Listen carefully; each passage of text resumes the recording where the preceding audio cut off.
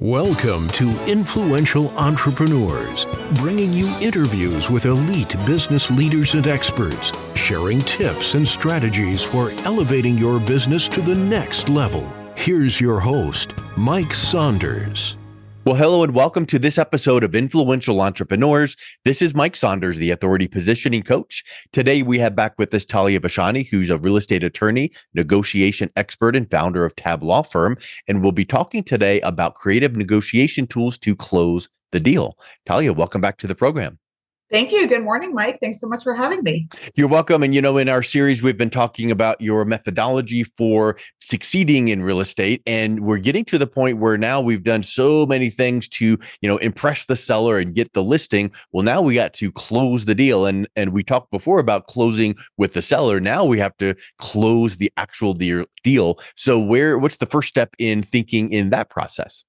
Sure. So the first step, once you have an offer, is to make sure that the buyer presents their pre-approval letter. So it's really important that if you want to ensure that the deal gets to the closing table smoothly, that you qualify the buyer.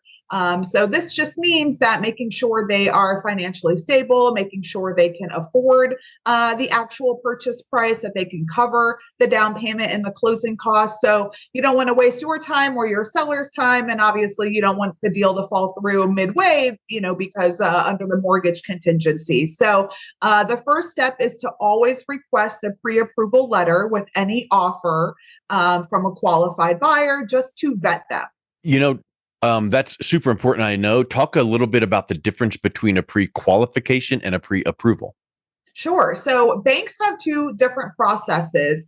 Pre-approval essentially just takes them, 15 minutes. They run your name. They don't actually pull credit. They, take the information that you give them. Oh, what's your income? Do you know your credit score? Any other side income you want to report, things like that. And then they'll easily just give a pre-approval letter. The pre-qualification takes somewhere between 48 to 72 hours. And it's a little bit more thorough. The lender actually pulls the credit report. They might actually ask you for bank statements or pay stubs. It does not go through the full underwriting process, but it is a little bit more of a thorough verification when issuing the pre-qual to make sure that the buyer is qualified. Yeah, I think that's an important thing to realize, because I'm sure you've heard of or experienced horror stories at the end where the borrower didn't get the loan because it should have been checked well earlier in the process. Yes, exactly. And no broker wants to work, so hard, get all the way to the point of offer and acceptance, and then, the deal fall through halfway over financing. Yep. Super important. So what's next? Okay, so after that, I would say always try to negotiate deal sweeteners or anything to bridge the gap. So, a lot of times what happens is, the offer comes in from the buyer, maybe a little lower than the seller expected or wants to accept. And there's a lot of back and forth with counter offers and trying to negotiate. So the broker can use specific negotiation tactics and strategies that will really help bridge the gap and bring the parties closer. One that I like to use a lot is a seller's concession. Now, this works for assisting buyers in wrapping in their closing costs into their loan amount. So what we do is, let's say the purchase price, is $1 million. And let's say the seller wants something closer to $1,050,000, and we're $50K a point apart. So what the brokers can recommend, and what I've always utilized in my own practice with clients, is negotiating seller's concession. So sometimes buyers will say, look, I was really hoping to stay at $1 million because I wanted to keep an extra $25K, in my account to cover the closing costs. So I want to have that post-closing liquidity. And, a good way to solve that issue is say, well, hey, buyer, why don't you come up to $1,025,000? Okay. We'll split the difference between where the parties are, and we will give you a $25K seller's concession, which means that the buyer can now tack on the $25,000 onto the purchase price the lender is now able to take 80% of the increased loan amount. Okay. And then now we have 25,000 as a closing cost credit. The seller still walks away with $1,025,000, and the buyer has their closing costs covered, so they don't pay that money out of pocket, and it's wrapped into a 30-year mortgage term. So it's And a in really that nice case, tool. the loan amount went up by 25,000, which means Yeah. their payment went up a little bit, but the Yeah. buyer preferred that because they stayed liquid and that was their objective. Exactly right. Precisely. So that's a good way and a good tool that we can use when it comes to financing to bridge the gap. And what are some other ways that you can use seller concessions if they have plenty of cash and don't need the down payment or the closing cost assistance? Could you do something to help lower the interest rate? Absolutely. So they have the 3-2-1 buy down, which allows the buyer to pay points up front to buy down the rate. And then the way that the loan is structured is over time. So the interest rate will start really low initially in the beginning, and then over time it will slowly increase. So how I like to look at it as it will help keep the monthly payments down and the carrying costs for the buyer lower in the beginning by fronting this money or utilizing the seller's concession to pay the points to the lender to buy down the rate. So let's say it starts super low, maybe at 4%, and then incrementally over time it will go up to maybe 5%, 6%. Now hopefully by that time, 5 to 10 years in, the equity is increasing. Hopefully the rates eventually come down once it does hit maybe that 6.5, and the buyer is able to refinance. So this way, the seller still gets their purchase price, the price that they wanted, and the buyer still can make it affordable based on their monthly carrying costs with the rising interest rates in today's market where we're at now. And then this helps both parties, kind of meet in the middle and get to that meeting of the minds and offer and accept. So definitely work with a good lender who can get the explanations of what would benefit these scenarios, because many different loan programs, but that is one way to use those seller concessions to help with interest rate and monthly payment as opposed to the closing costs. So that's a really good point. What are some other ways for using those seller concessions? Yeah. So the other thing that I like with the seller's concessions is also negotiating, maybe if it's a condo, free maintenance, okay, 1 to 2 years of free condo fees that's built in and tacked on. Say, the seller might say, look, buyer, I really want to keep our price at $1 million. However, I'm willing to contribute, 2 years of free maintenance. And I will pay that directly to management from my proceeds at the closing table, or I will give you that 2-year credit to go towards, the monthly maintenance. So again, it's like these little small negotiation points that can really help drive a deal and make sure that you get the offer accepted, because at the end of the day, people don't want to feel like they're giving up something for nothing. Right. So they want to feel like maintenance type fees, they're going to be there anyway. And it's coming out of the buyer's pocket. So if that is something that could be that concession that can take that off the table, that's a really big piece that sometimes maybe the buyer didn't even realize was going to happen, but now it's a relief for them. Yeah. And it's, maybe the maintenance, the condo fee is $1,000 a month. So now you're offering 2 years, it's 24 grand. In the big picture, the buyer thinks of it as, wow, I don't have to pay a condo fee for 2 years. I love that. The seller's thinking of it as, well, it's only $25K out of my pocket and I'm getting the $1 million price that I wanted. So both people feel satisfied and they feel like they're getting something of value. Yes. It's all about looking for the value and what it would create for that buyer. What are some other items of value that would be helpful? Sure. So also what I've seen in my experience, I recently had a client who had his unit listed on the market for quite a while. This was in New York City. It was a condo in Brooklyn. And he had done a lot of type of built-ins, so different type of renovations that he did to the unit. So he had a built-in entertainment system, and then he had like a built-in armoire in the master bedroom, and built-in closets and everything like that. So everything was really done very well, very upscale. And he was also very kind of stringent about the price point that he wanted. This one happened to be $2.5 million for his sale. It was a 2.2, and he had some beautiful chandeliers, some nice artwork. It was really just kind of decorated and outfitted really well. So, it was kind of a back and forth. We probably went back and forth between the parties for over a week.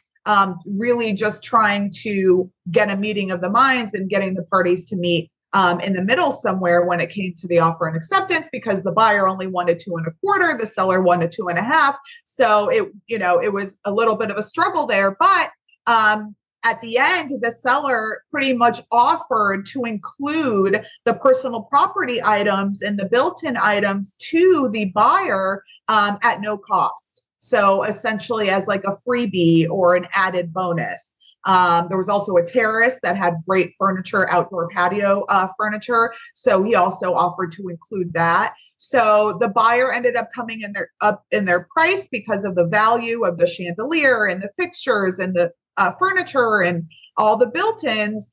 So they felt like, again, they were getting, a deal sweetener, so to speak, to make it more worthwhile, because now you're saving the buyer on having to go and purchase those items or paying for installation and delivery and the time and inconvenience of all of that. So it really does, help the buyer with their move-in, and does have that like added value that's kind of priceless. And that's, tangible, personal items. And we've talked about using seller concessions for closing costs, for buying down the rate, for paying maintenance fees and things like that. Well, now you start getting into what are some other things that would benefit the seller if that doesn't include, actual tangible things? Like maybe what if they're up against it and they can't move out for 30 or 60 days? Could there be some occupancy concessions that would be helpful there? Absolutely. So we call that a free leaseback for the seller, or post-closing possession period, which allows the seller to remain in his property anywhere from 30 to 60 days, depending on the time frame that he needs. He doesn't have to pay the buyer rent. All he does is cover the carrying costs, which essentially are the property taxes and the utilities. And if it's a condo, the maintenance as well. So he's really getting away with, living there for free. We structure the closing and we say, hey, seller, if you accept our price, we will be happy to let you remain in the unit so you can coordinate your purchase and have a smooth move. You don't have to do an Airbnb. You don't have to pay for storage twice, things like that. So it's a huge convenience to the seller to negotiate this free leaseback period, which at the end of the day saves the seller on time, cost, moving arrangements, and all of those things. So the buyer might have a better chance of getting their offer accepted by being lenient or flexible when it comes to taking possession. So normally how we structured it is we'll set the closing date. The seller's attorney will hold money back in escrow, maybe depending on the length of time, anywhere from $15,000 to maybe $20,000, depending on how long the seller remains in the property.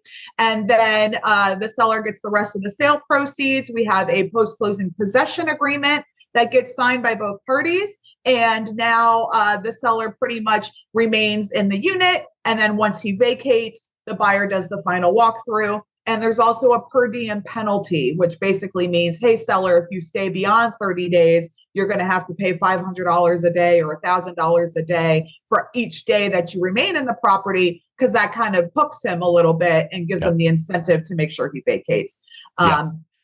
So really, really important. It's funny because I have another deal going on right now where the sellers, same thing. They were living in the house for 30 years.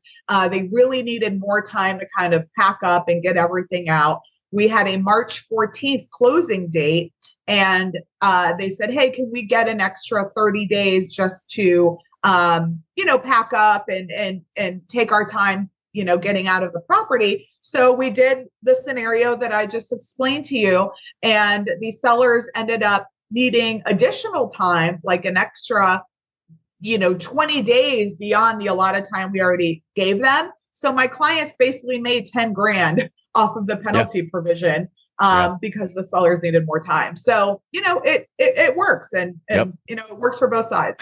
Time is money. And that was the application of the opposite of sometimes it's a penalty, but they were probably willing to pay that because it helped out their time allotment. So I think that's huge to think about. So we've gotten the contract in, we've gotten all the seller concessions, and we've got the pre-approval in place. What's the next step in the timeline that has to be addressed? Sure. So two very important things: that as soon as the offer is accepted, we go into the mortgage process and we go into the inspection. So in most states, unlike New York, you do have a 2-week inspection contingency period.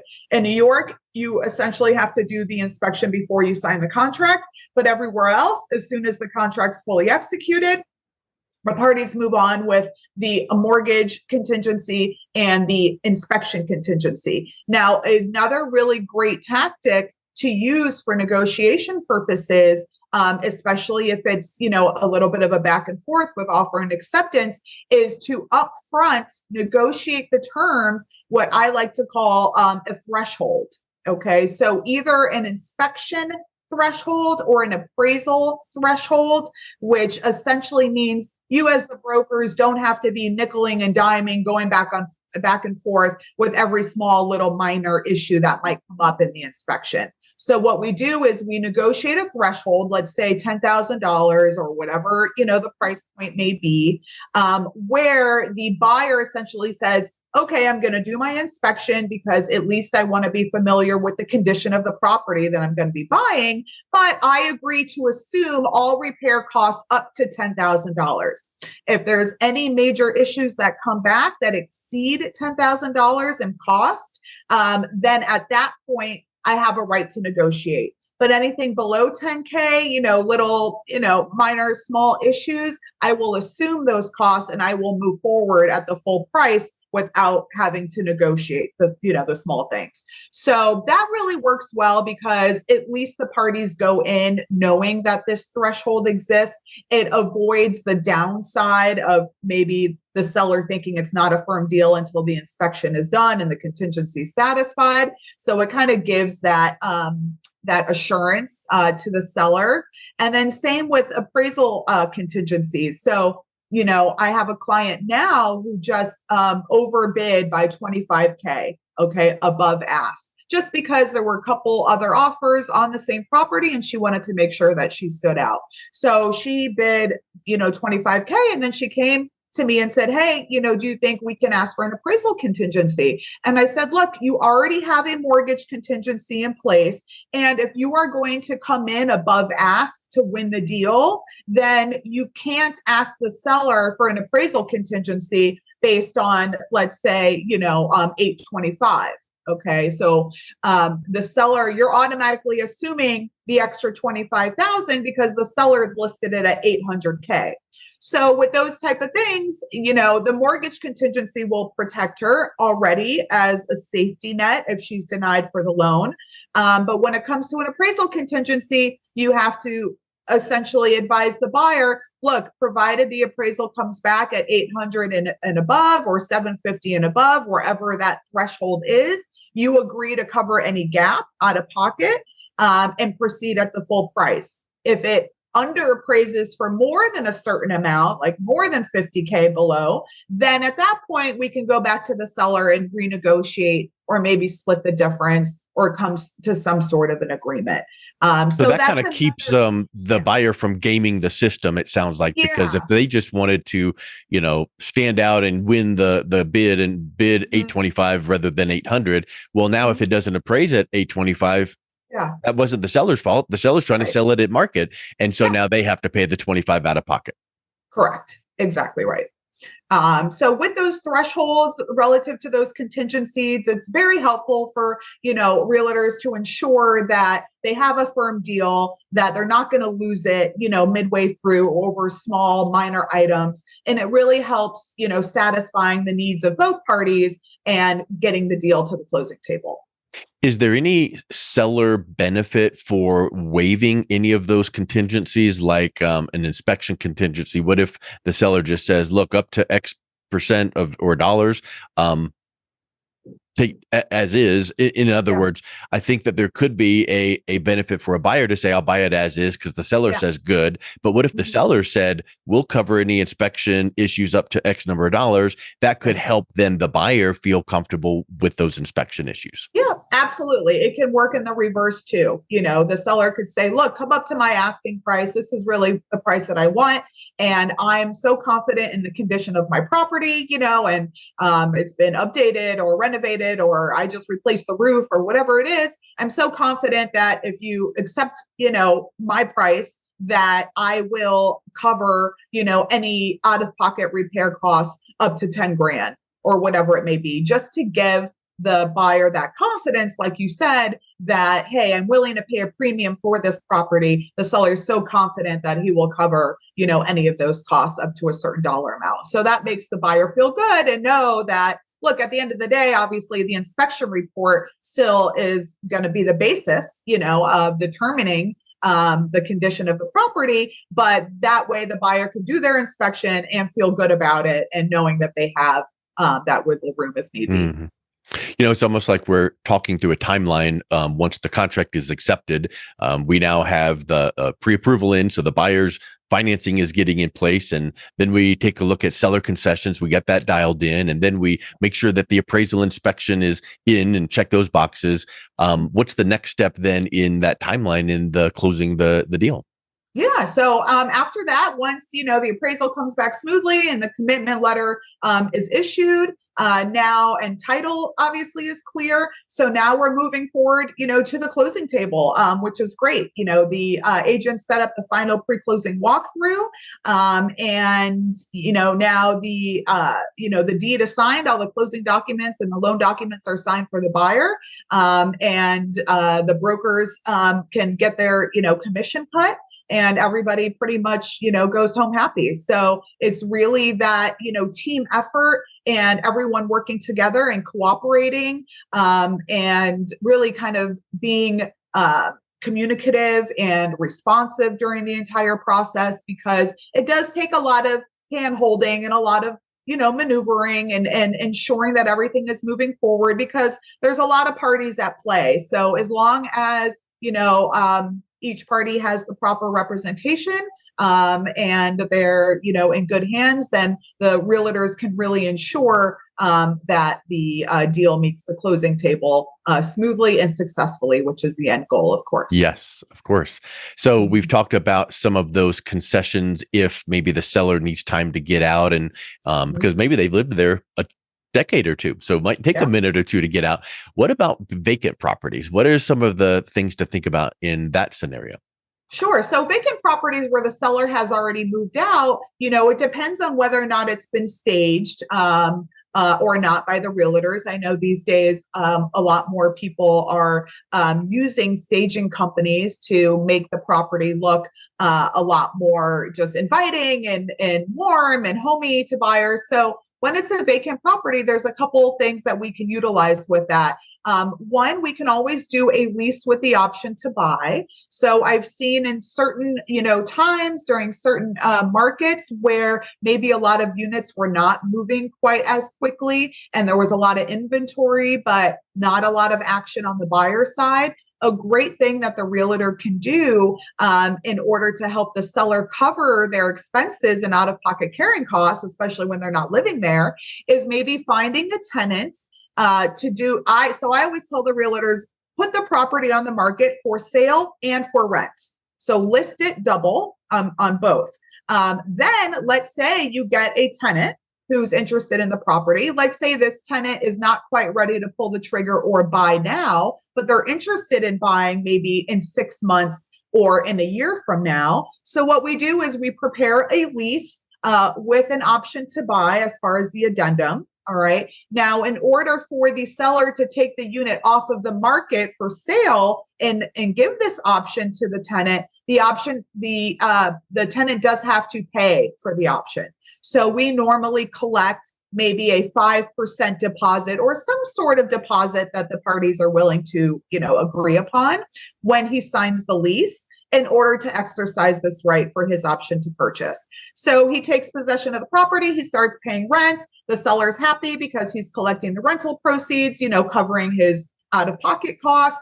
Then let's say 6 months in, the buyer is ready to pull the trigger. We prepare a contract of sale. Both parties sign the contract. Now that tenant is converted to a buyer, so like a pre-closing buyer.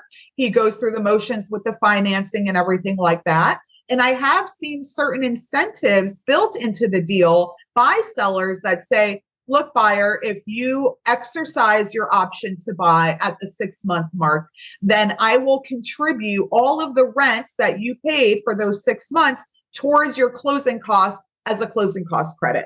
Okay. Because again, at the end of the day, the seller's goal is really to sell the property, not just to sit there and collect the rent. So he wants to offer this incentive.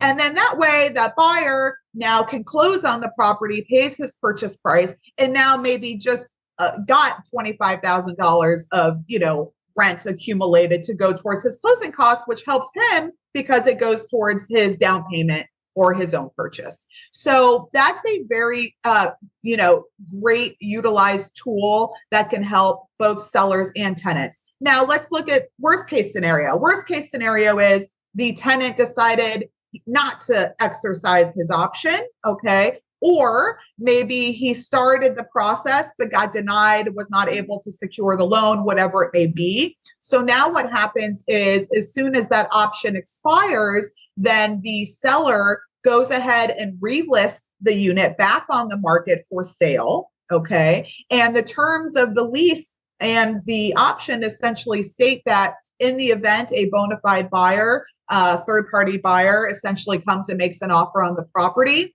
then the tenant is going to receive 60 days notice to vacate once the contract is sold, and must vacate so that the new buyer can come in and close, unless that buyer is an investor and wants to take on a tenant. So there's different ways to kind of structure it so that the seller is still protected, the tenant is still protected, and it's a win-win for all parties. Well, and it also seems like there would be a win-win-win because the buyer is getting into this property and helping their living arrangement, the seller is covering carrying costs, and then isn't the real estate agent benefiting in that scenario as well, like in double the commission? Yeah, exactly. Double commission. So it's a great, they get paid on the lease, they get paid on the sale. So yeah, it's a triple play. And it's a strategic thing where when the parties see this come together, they feel like that real estate agent really went to bat and put together a really powerful strategic deal, and that elevates then their perception of that real estate agent, which then lends themselves for future deals because they really appreciate the expertise they provided. Exactly. When you have a real estate agent that can come in and pretty much, just structure the whole deal with the lease and the option to buy, and really kind of benefit the seller and cover their costs on all angles, then it really makes that realtor shine. The seller, it's unforgettable, and the seller will definitely utilize them for future deals. So it's having that extra degree of, strategy and creativity to really help market vacant units and get them, either sold or rented quickly. That is really best case scenario. Yep. So, we've been talking through this timeline here of closing the deal. What's your final thoughts on any final tips you can give us? And then what's the best way that someone can reach out and connect with you, Taliya? Sure. Thank you.